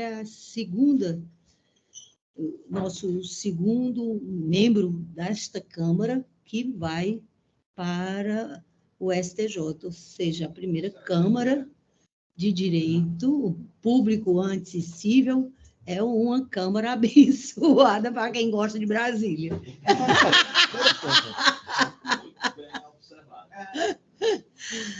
Agora, o que eu mais desejo é a plena adaptação de toda a sua família, porque é muito diferente. O clima lá, semiárido, é extremamente... E acaba com a respiração. Mas, se Deus quiser, se foi Ele que o fez chegar até esse momento, é porque boas novas serão totalmente acolhidas. Eu fico lisonjeada e termino aqui mesmo, que eu sou chorona. Obrigado. Desembargador Teodoro, nosso presidente, Vossa Excelência já sabe da minha alegria, da minha satisfação, né? E eu, de qualquer forma, me sinto também vitorioso, né, com a sua indicação, pelo seu sucesso, né? Eu que sei a sua história de luta, de guerra, né, mas sempre do lado do bem, lutando as boas lutas, né, as lutas justas, e eu fico feliz, orgulhoso de vê-lo triunfar, né? E vai triunfar ainda mais, vai brilhar, vai iluminar mais os caminhos do Tribunal de Justiça, Vossa Excelência com a chama acesa lá no STJ, lá em Brasília. Então, sem dúvida. Então, é uma felicidade, uma honra e uma alegria. E estaremos lá.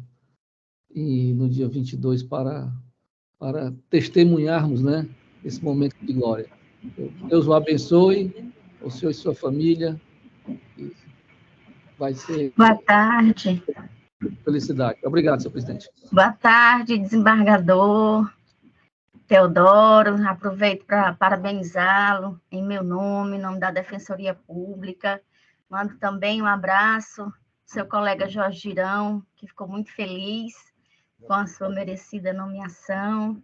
Aproveito também para cumprimentar os demais membros dessa Câmara, desembargadora Lisete, desembargador Tarcílio, desembargador Ximenes, todos os integrantes aí dessa Câmara, servidores, a digníssima Procuradora de Justiça, doutora Isabel Porto, meus colegas também, defensores e advogados, e agradecer sempre a atenção, o carinho aqui dessa Câmara, como disse a desembargadora Lisete, né, uma honra, mais um ministro, né, cearense, e dessa Câmara que eu faço assim, uma imensa satisfação de estar participando, e agradeço desde o início pela recepção tão calorosa, né? Então, e essa equipe maravilhosa que faz também os servidores, fazer essa Câmara funcionar tão bem, né? Então, muito boa tarde, e aqui eu me despeço do meu mês de acompanhamento da pauta, e peço desculpas não ter feito presencialmente, porque eu estou com atividade cumulativa, mas faço votos que na próximo rodízio eu possa estar aí pessoalmente abraçando cada um de vocês. Muito obrigada. Mais uma vez, meus parabéns. Agora sou eu que quero me manifestar aqui. Eu acho que eu não estou tão feliz quanto vocês, né? Porque Teodoro saindo daqui, né, uma falta que vai nos fazer, né? É oriundo do Ministério Público, né? Nós concorremos juntos, inclusive para procurador, né, Teodoro? Verdade. E aí foi assim, foi até tem um determinado procurador que ficou com raiva de mim, porque eu disse, olha, vamos botar o Teodoro em primeiro lugar, porque eu não quero negócio de câmara criminal. Aí esse procurador pretendia vir aqui para o TJ, né? E aí, coincidentemente, foi o Teodoro que veio para cá. Então, mas é assim, né, com esse coração, né, gigante que o Teodoro tem, e a gente tem que lhe desejar muitas felicidades. Eu mandei mensagem pelo Zap, você não viu, né? Então, já mandei até mensagem através do Herbert, né? Então, são muitas, né, as felicidades que a gente tem de ter também um outro membro, além do Raul, né? O Raul foi meu colega de viagem quando a gente começou no interior, ele no Acaraú e eu no Marco. Então, é só parabenizar mesmo, né? Mostrar que o Ceará tem um potencial também, lhe parabenizar pela sabatina. O seu discurso foi emocionante, né? Todos os nossos colegas fizeram referência ao seu discurso, e dizer que nós estamos aí e não nos esqueça, né? Porque quando a gente precisar de alguma coisa lá e lhe procurar, que nós sejamos efetivamente atendidos, tá certo? Pois muito obrigada. Eminentes pares, doutora procuradora Isabel Porto, procuradora de Justiça, doutora Ana Cristina, minha colega de mestrado, não vou nem dizer a data, doutora, senão vamos ver que nós estamos ficando velhos, mas e demais aqui presentes.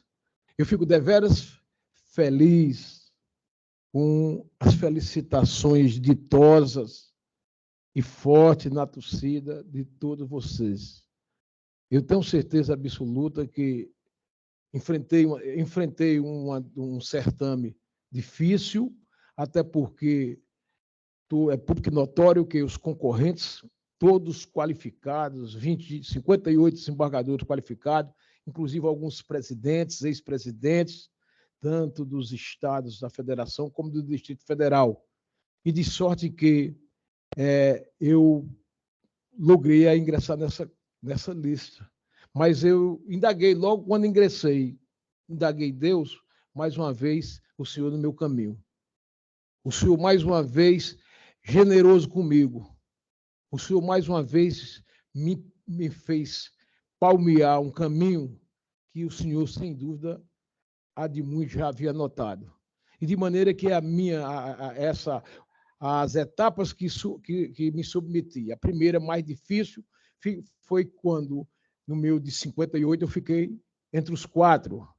A segunda etapa do processo constitucional da escolha, a indicação pelo presidente da República. E a terceira, que foi notória, foi exatamente a sabatina feita pela adulta Comissão de Justiça e da Cidadania do Senado, e, em seguida, fechando com chave de ouro, o pleno do Senado, onde, graças a Deus, em ambas as etapas, tanto do pleno como na comissão, eu obtive todos os votos.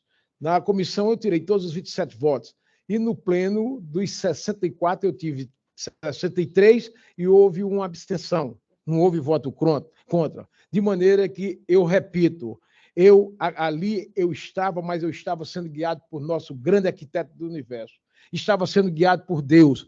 E, além do mais, o que lá não estavam, e dentre esses que eu me refiro, que lá não estava presencialmente, mas estava acompanhando à distância, notadamente os queridos conterrâneos que hoje estão aqui me parabenizando, formou uma corrente denominada força positiva, energia positiva. E eu tenho absoluta certeza que essa energia me ajudou eu alçar ao STJ.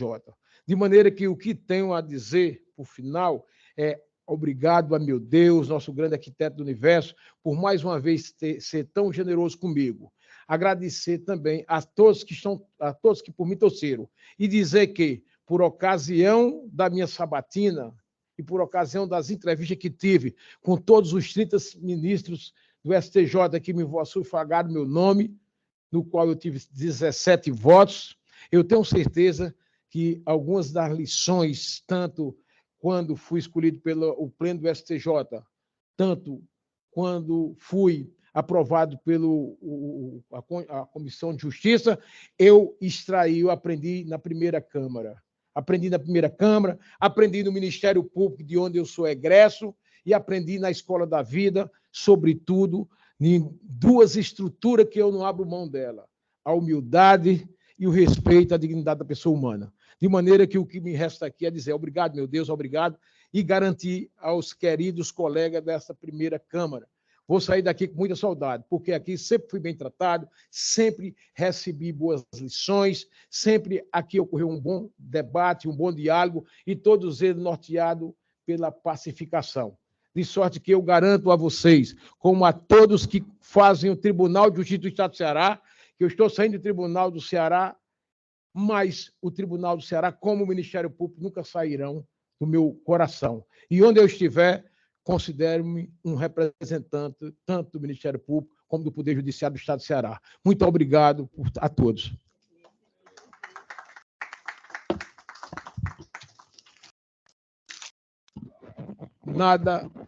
Teve algum requerimento? Nada mais, havendo, declaro encerrado a sessão e desejo a todos um excelente início de semana. Sob a bênção de Deus. Obrigado.